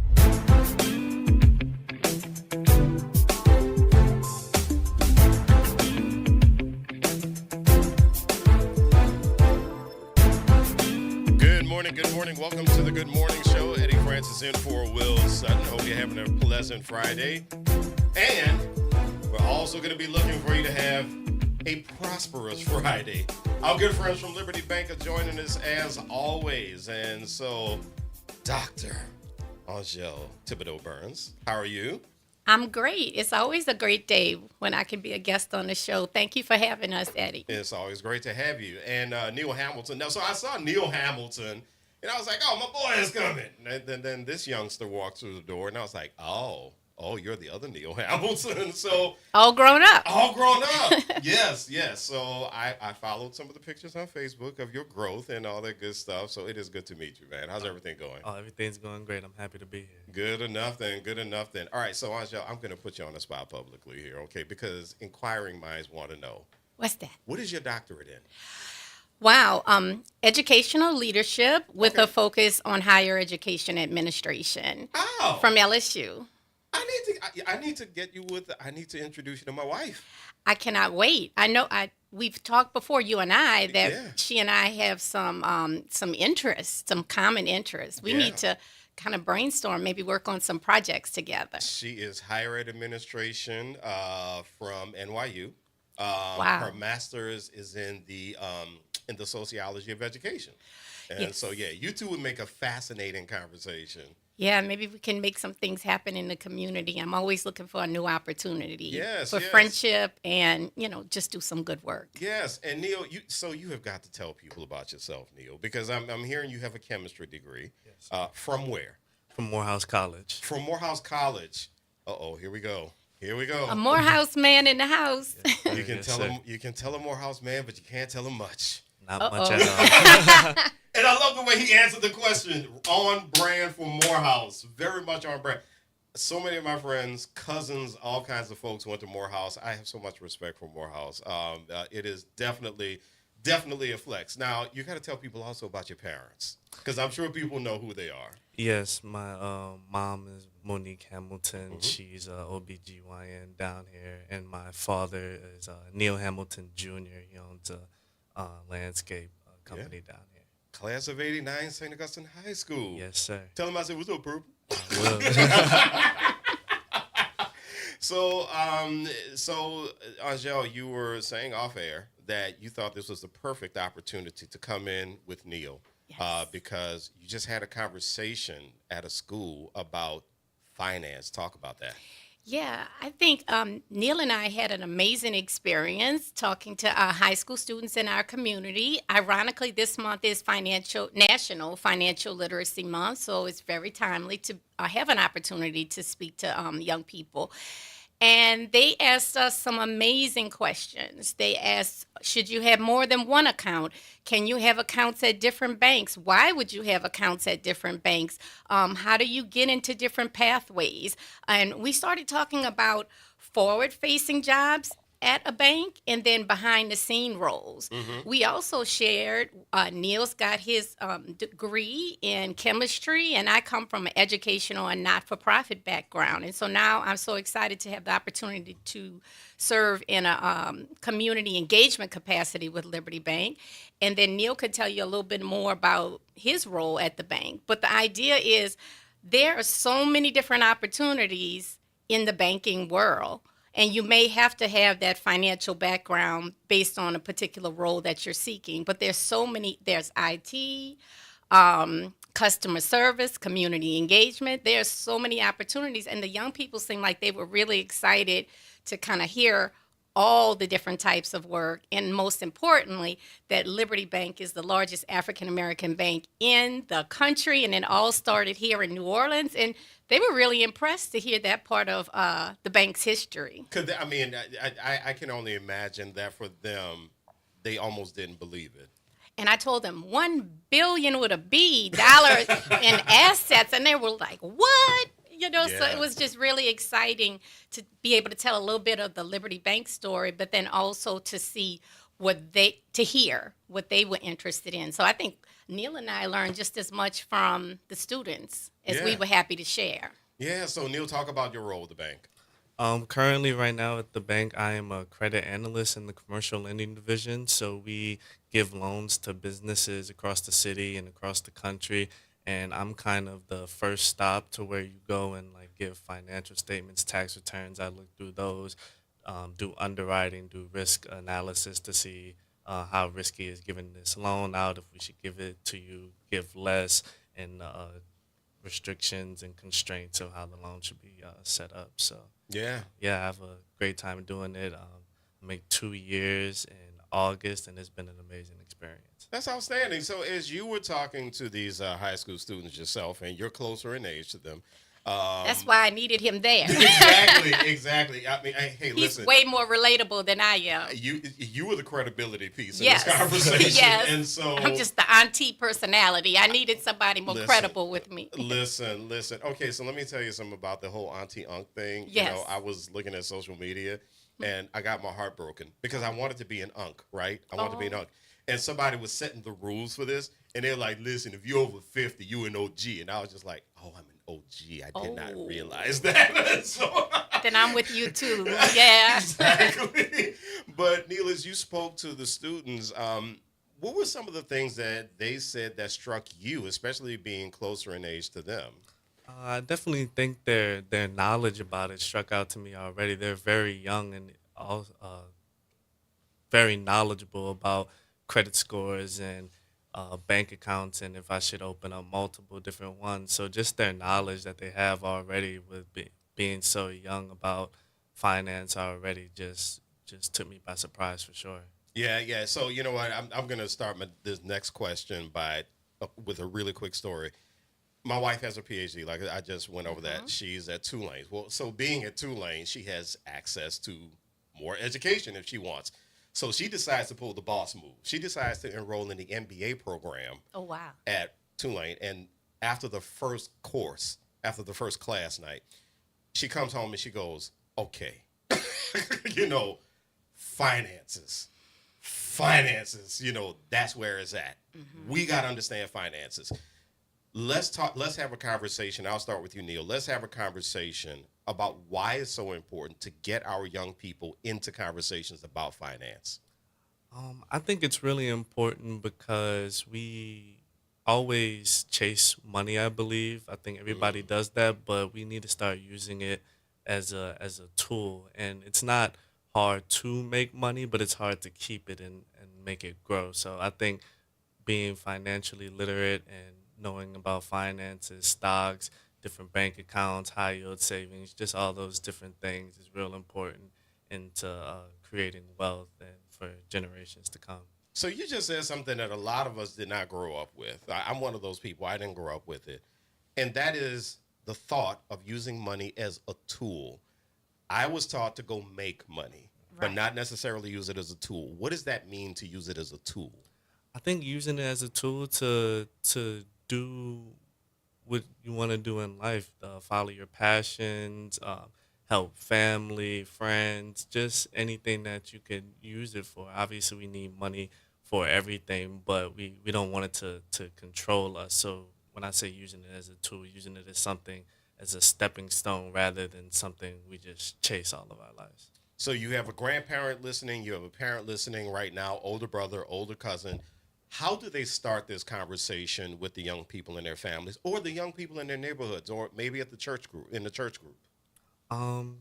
Just being aware, starting the conversation. I know a lot of people, sometimes it's tacky or people don't like talking about their finances or what they make and how to do things in the stock market, but just learning at an early age and not being afraid to have those conversations and reach out, because it's at the end of the day, it's just knowledge and it's just money at the end of the day. We're using it as a tool, like you said in the beginning, just having those conversations early and having it not be so taboo to talk about, that it could be open communication, I think is the best way to go about it. Yeah, Joe, so let me ask you, because one of the experiences, and my wife and I have this conversation, is that in the Black community, we get to a point where we are terrified to talk about money because we get to this point where we don't have it, right? We lose a job, or we don't get paid as much as we want on the job, or we blow some of the money that we have, and that's when we become much more afraid to talk about money. How do we get over that fear, especially so that we can work with our young people on getting more comfortable about financial conversations? Yeah, that's a great question. One of the first things I think about is being honest with our children. And sometimes as parents, I believe we're so busy trying to earn money and provide for our children that we don't take the time to educate. You know, we're paying sometimes for education to send our kids to school, and we're making sacrifices, but we don't sometimes take time to explain the how to save, how to control our needs and our wants, how to control impulses, and financial education is just like, here's another thing. If we as parents are stressed out, it can affect our mental health. Financially stressed out. It can affect our mental health, our physical health. It can even affect how patient we are with our children, and how effective we are at work.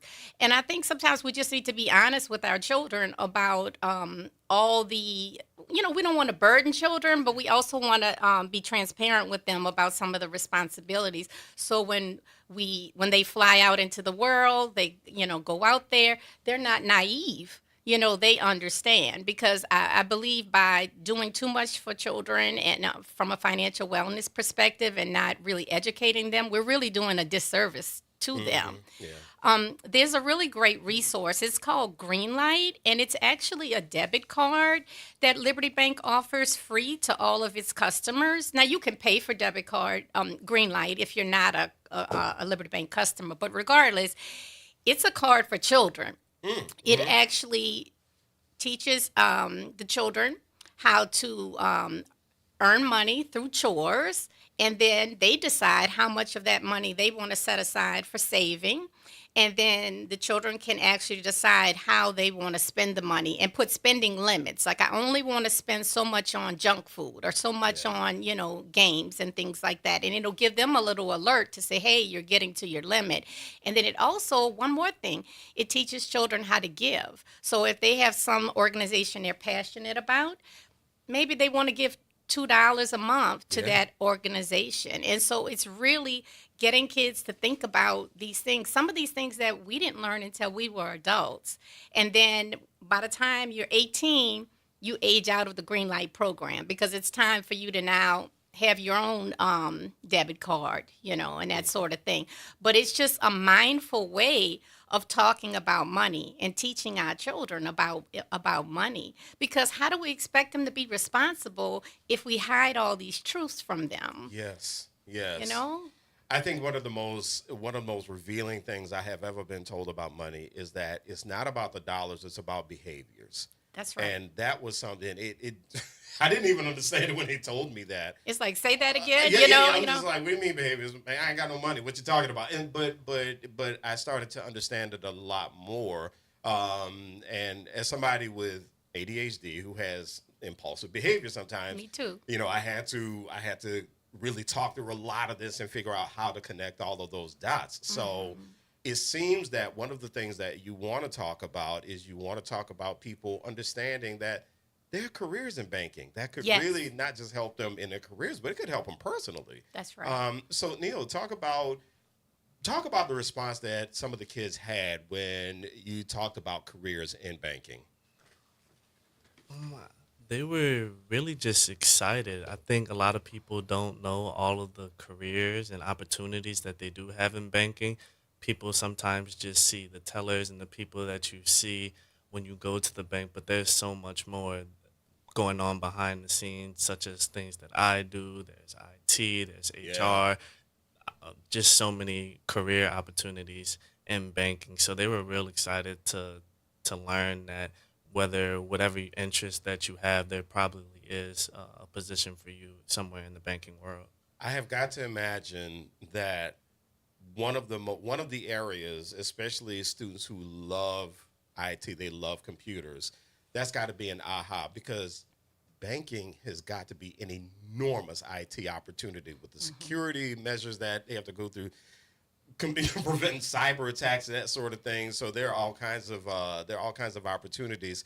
When you were listening to the students, was there anything that they said that even at your age, being close to them, that was an aha moment for you? He's like, no, they didn't know anything. They knew a lot. They kind of kept us on our toes. They kept us on our toes, especially with the credit scores. I definitely say that they were bringing up a lot of good points about credit scores and things that they knew that had me in shock as well. Like, okay, I gotta get up on my stuff. My credit score isn't as good as it should be. Let me take some advice from them. Yeah. Neil, remember one of the kids asked us, they said, well, what if you mess up your credit score? How do you fix it? And we said, we were like, think about when you mess up in a class or you mess up, your GPA. What do you have to do? When they kind of gave some examples, they were like, it's the same way with your credit score. You don't give up. You just work on it. You fix it. But then we talked about, well, it's easier to keep a good grade or keep a good credit score than to have to fix it. But we all make mistakes. I know I have, and you can fix it. And so, but they, I don't know, they just kept us on our toes. I'm trying to think of some of the other things they asked us about the credit scores. Oh, they said, well, I already have a checking account.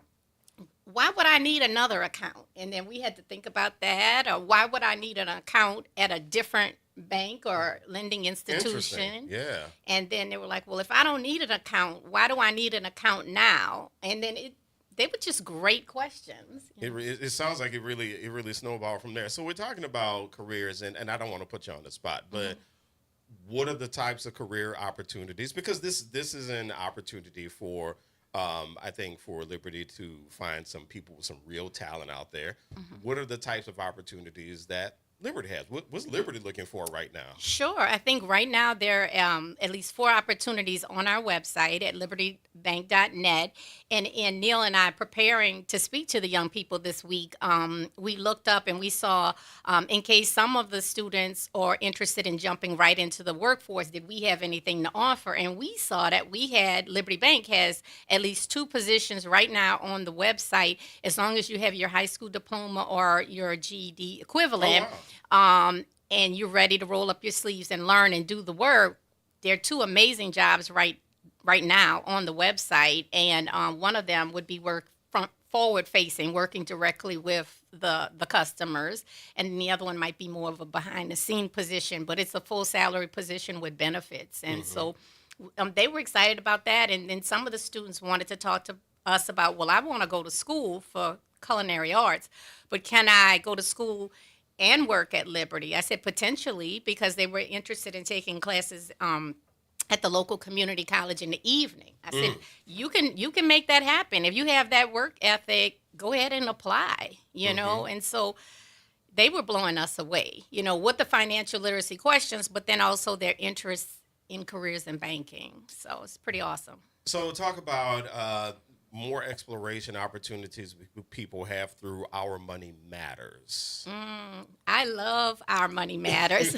And the reason why I get excited about it is because as an educator, lifelong educator, we should never stop learning. And there's always, even with money, the more I'm on Our Money Matters, the more I learn myself about maybe getting into investing, different ways to save, looking at wills versus trusts. We talked with another Hamilton, Ryan Hamilton, not too long ago about that.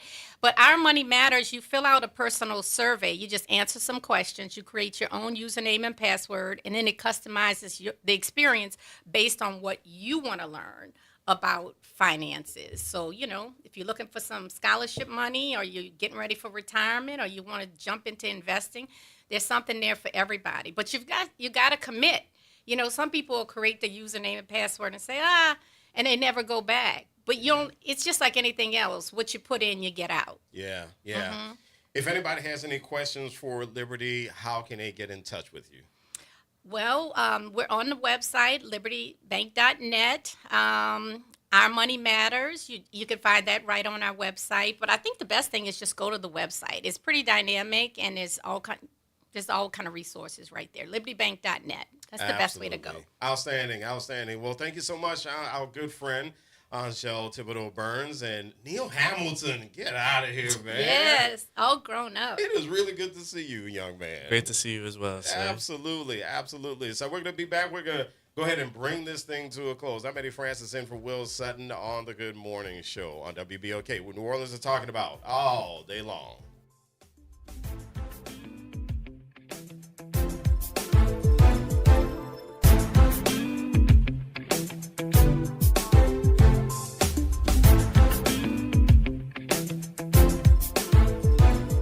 This is The Law and Your Legacy. I'm attorney Pete Hamilton. I'm attorney Ryan Hamilton. If you had $1 million, would you leave it to an 18-year-old? Hopefully not, but that's exactly what can happen with a simple will. The money goes straight to your kids when they hit the legal age, no guardrails. A trust lets you control when and how they receive their inheritance. You can set ages, milestones, or even make sure they finish school first. Give them security, not a spending spree. This is not legal advice. That's just a tip brought to you by Liberty Bank and Trust. For more information, go to libertybank.net or contact us at 504-915-5016. This is the Bloomberg Black Business Beat, brought to you by FidelityInvestments.com. McKissack & McKissack is the oldest minority-owned professional design and construction firm in the country. And Chair of the Board Cheryl McKissack Daniel wants to help share her family's story. She wrote a book titled The Black Family Who Built America, The McKissacks, 2 centuries of daring pioneers. And she says she wrote it in part to help retell the story of American history, which often doesn't include the contributions of Black Americans.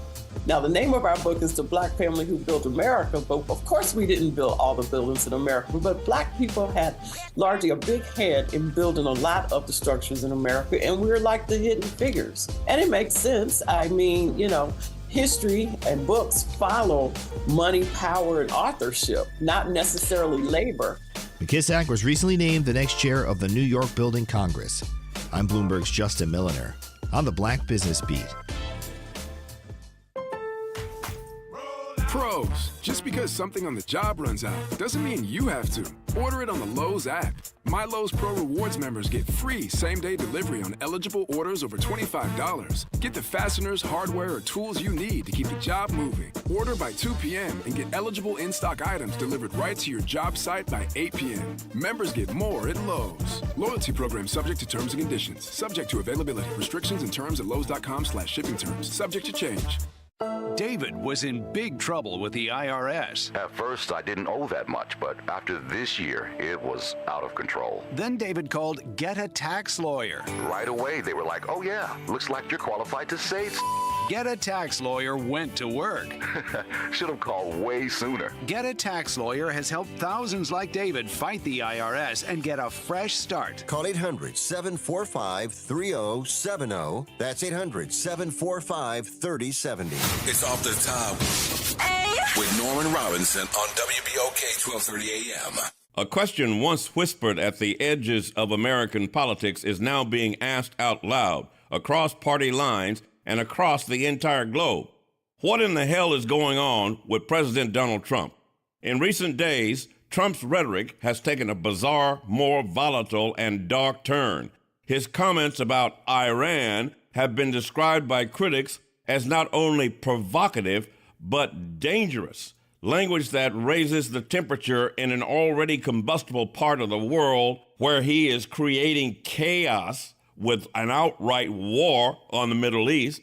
At the same time, a disturbing and deeply unusual public feud has erupted between the president and Pope Leo XIV. After the leader of the Catholic Church warned against what he calls a delusion of omnipotence, the president responded with a personal attack on the Pope. This is not normal diplomacy. It is something entirely different. And the concern is no longer confined to the president's political opponents. Quietly, and sometimes not so quietly, members of the president's own party have begun to signal discomfort, even alarm. And when allies start choosing their words carefully, it often speaks louder than critics ever could. Moreover, there are the optics. President Trump posting surreal images of himself cast in religious garb in a scene symbolizing an act of healing, seeming to emulate Jesus Christ. Now, let me be absolutely clear. Questioning a president's mental fitness is serious business. It should never be done lightly or weaponized for political gain. But neither can this be ignored when patterns emerge, when rhetoric escalates to the extreme, when judgment appears strained, when behavior invites not just criticism, but real concern. In spite of what some Trump supporters seem to think, the presidency is not a stage for spectacle. It is a test of steadiness, composed decorum and restraint, and most of all, clarity under pressure. The presidency demands discipline, not drama. And make no mistake about it, when drama begins to drive a president's decision, the country pays the price. So is Donald Trump crazy like a fox, or just plain crazy? This is Norman Robinson Off the Top.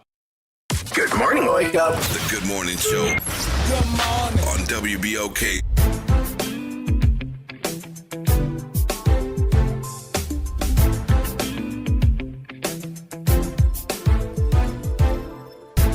Welcome back to the Good Morning Show. Eddie Francis in for Will Sutton. And we are going to end on a really, really interesting note, a great note with our folks from Liberty Bank. Anjo, right as we went to the break or into the break, you brought up a really nice tool that people need to know about, and that is a hurricane card. At least that's what you call it. Yeah. What is this hurricane card? Well, we talk about just because you have a credit card, you don't have to use it. And then also you might want to have a credit card, low interest, you do not use unless a true emergency hits. Unfortunately, like a hurricane, you have to get out of town. You need to stay a couple of days in a hotel, those kind of expenses. And Liberty Bank's got that low interest credit card below 10%, which is amazing because some of the other big banks, it's almost up to 30% interest rate. You can get that card, put it in a safe place, be mindful. You don't use it. It's an emergency card, but that card is there for you when you need it. Or God forbid, something happens to your home during the hurricane and you have to pay some of the expenses before the insurance will kick in. That's an amazing tool to reduce your stress level during a very difficult time. And especially if you have to evacuate or something like that. Yeah, it's good to so we're calling it a hurricane card, but you can find out more information by going to libertybank.net. So as usual, thank you so much, Angel. Appreciate you joining us. Thank you, Neil. Appreciate you for joining us. Thank you for having us. Coming up next, we do have the front porch. Kimber's going to be coming in just a couple of minutes, hang out with her and hang out with Graylin because they need friends, okay? I'm Eddie Francis in for Will Sutton. Have a great weekend. Enjoy the weather. Get some sun and take three deep breaths. It's WBOK.